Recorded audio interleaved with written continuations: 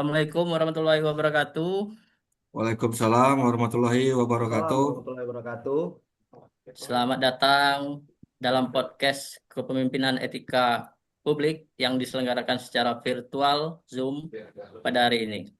Perkenalkan, nama saya Andi yang akan bertindak selaku moderator dan akan memandu jalannya diskusi kali ini. Dalam konteks tata kelola pemerintahan yang baik atau good governance, kepercayaan publik merupakan indikator keberhasilan yang paling fundamental bagi birokrasi. Namun, sebagaimana kita ketahui bersama, DPR RI secara konsisten menyampaikan kritik dan sorotan yang tajam terhadap kinerja, netralitas, serta etika pelayanan ASN di berbagai sektor yang sebagaimana kita ketahui dalam beberapa waktu kemarin ini salah satu anggota DPR RI ikut mengkritisi kinerja ASN. Indikasi penyalahgunaan wewenang hingga belum bersihnya birokrasi dari praktek-praktek PKN.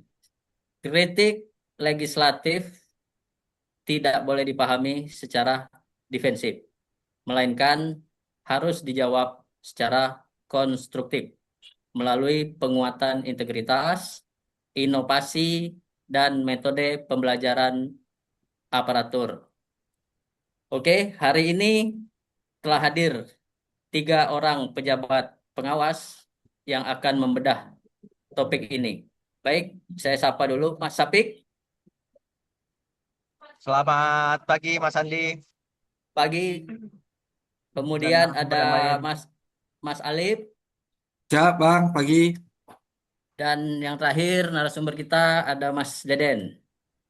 Mas Deden, Selamat pagi Mas Andi. pagi. Oke, kita masuk saja ke pertanyaan yang pertama. Pertanyaan ini untuk Mas Sapik ya. DPR RI sering mengkritik bahwa pelayanan publik masih diwarnai sikap lambat, diskriminatif, dan adanya indikasi penyalahgunaan wewenang pada tataran teknisnya. Bagaimana menurut Mas Sapik mengkritisi fenomena ini sekaligus menyikapi perbaikannya melalui metode pembelajaran etika yang efektif bagi ASN? Ya, Mas Sapik. Terima kasih moderator Mas Andi dan rekan-rekan narasumber pada kegiatan podcast pada hari ini. Menelisik dari tema tadi yang disampaikan bahwasanya kita selaku ASN juga harus menyikapi secara jernih apa yang menjadi kritik dari DPR. Secara akademis, memang kritik DPR ini terkait penyalahgunaan wewenang dan kualitas pelayanan publik pada hakikatnya menyasar masalah behavioral integrity, yaitu integritas perilaku dan moral hazard penyelenggara negara. Dalam teori etika publik, keberadaan kewajiban formal dalam regulasi tidak serta-merta menjamin lahirnya perilaku aparatur yang etis jika tidak diimbangi oleh kepekaan empati sosial. Ketika oknum ASN bersikap arogan atau menyalahgunakan jabatannya, hal ini merupakan pelanggaran nyata terhadap sila kedua terkait kemanusiaan yang adil dan beradab, serta sila kelima, yaitu keadilan sosial. Wewenang jabatan publik yang diamanahkan kepada ASN adalah instrumen pelayanan, bukan legitimasi kekuasaan pribadi. Untuk menyikapi dan memperbaiki kondisi ini, kita tidak bisa mengandalkan metode pembelajaran konvensional, tapi juga kita harus menyampaikan secara transformasional terkait pembelajaran keteladanan.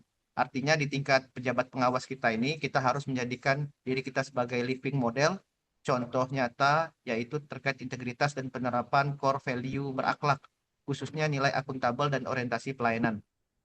Dalam tugas sehari-hari, memaknai isu kritisi DPR terhadap ASN, metode pembelajaran di lingkungan birokrasi perlu mengadopsi action learning melalui pembiasaan, pembimbingan, serta simulasi menyelesaikan dilema dan kondisi-kondisi dalam ASN sehingga dapat mengembalikan kepercayaan publik dalam rangka untuk meningkatkan pelayanan kepada masyarakat. Demikian mungkin pandangan kami, Mas Andi. Oke, baik sekali tadi sangat tajam penjelasannya dari Mas Sapik. Mungkin selanjutnya kita ke Mas Alif ya. Ada isu lain yang santer dikritik oleh DPR RI adalah masih adanya praktik kolusi, korupsi, dan nepotisme atau KKN. Serta yang paling fenomenal lagi adalah isu jual beli jabatan dalam sistem birokrasi. Bagaimana Mas Alif mengkritisi hal ini dan metode pembelajaran kepemimpinan apa yang tepat untuk membentengi pejabat pengawas? Ya, Mas Apik, Baik, Bang. silakan. Terima kasih, Bang Andi. Mengenai isu jual beli jabatan dan praktik KKN adalah patologi birokrasi yang paling mematikan, yang secara langsung merusak sistem meritokrasi serta meruntuhkan pembinaan Pancasila, khususnya sila ketiga dan sila keempat. Secara teoritis, praktik jual beli jabatan melahirkan fenomena rent-seeking behavior atau perilaku berburu rinti. Seseorang yang menduduki posisi kepemimpinan melalui transaksi transaksional dan atau nepotisme cenderung mengalihkan orientasi kerjanya dari pelayanan publik menuju upaya pengembalian modal. Dampaknya adalah rusaknya sistem merit, keputusan birokrasi yang bias, dan melayornya public trust hingga titik terendah. Sebagai pejabat pengawas, kita adalah guardian of meritokrasi pada unit kerja operasional. Untuk menyikapi ancaman ini, bentuk benteng integritas yang kokoh, metode pembelajaran kepemimpinan ASN harus mengintegrasikan problem based learning atau PBL dan atau pembelajaran berbasis pengalaman KOL. Dalam metode problem based learning, ASN dihadapkan pada studi kasus nyata terkait analisis risiko korupsi, dilema gratifikasi, dan tata kelola sistem pengendalian intern pemerintahan atau SPIP. Melalui pemecahan masalah secara kritis dan simulasi pembuatan keputusan berbasis data objektif. ASN dilatih memiliki moral codes untuk berkata tidak pada praktik nepotisme. Pembelajaran berbasis analisis kasus nyata ini terbukti jauh lebih efektif membangun imunitas integritas dibandingkan sekedar menghafal aturan hukum. Mungkin itu pandangan kami, Bang Andi, terkait Oke, dengan jual baik. beli jabatan dan KKN. Luar biasa sekali Mas Ali penjelasannya. Terima kasih. Baik, sekarang kita beralih ke Mas Deden ya. Baik, Jika kita Mas Andi. kaitkan upaya menyikapi kritik DPR dengan aspek bela negara dan ketahanan nasional, bagaimana ASN harus menghadapi tantangan disrupsi informasi, maraknya hoaks, ancaman radikalisme, dan bagaimana pemanfaatan metode pembelajaran modern, serta kearifan lokal dalam memperkuat ketahanan birokrasi. Mungkin Mas Deden, silakan. Baik, terima kasih Mas Andi. Pertanyaan yang sangat komprehensif sekali Mas Andi ini. Untuk tentang isu DPR ini, mungkin kita harus menyadari ya bahwa kritik untuk DPR ini menjadi sorotan publik. Bagaimana merupakan instrumen kontrol sosial untuk menjaga resibilitas nasional birokrasi yang secara etika dipenuhi oleh praktik KKN dan rendah tingkat kepercayaan publiknya.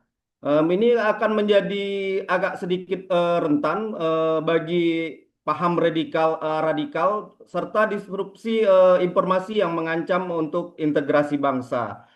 Dalam kerangka bela negara itu yang secara modern, fungsi ASN adalah sebagai perekat dan pemersatu bangsa, dan ASN dituntut untuk memiliki kesadaran bela negara yang diwujudkan melalui ketahanan ideologi Pancasila dan kemampuan menepis informasi agar tidak menjadi hoak di ruang publik. Untuk menyikapi tantangan era digital ini, mungkin birokrasi harus mengalami modernisasi melalui penerangan digital micro learning, metode yang dipadukan oleh kearifan lokal. Mungkin dalam micro learning ini memungkinkan ASN menyerap modul-modul singkat tentang literasi digital, pencegahan radikal, etika komunikasi publik secara fleksibel dan berkelanjutan. Namun substansi secara materinya tidak boleh lepas dari nilai-nilai kearifan lokal seperti budaya gotong royong, musyawarah, kesantunan dan adat setempat. Oke, itu tadi tanggapan dari Mas Deden. Baiklah, diskusi yang sangat mencerahkan ini.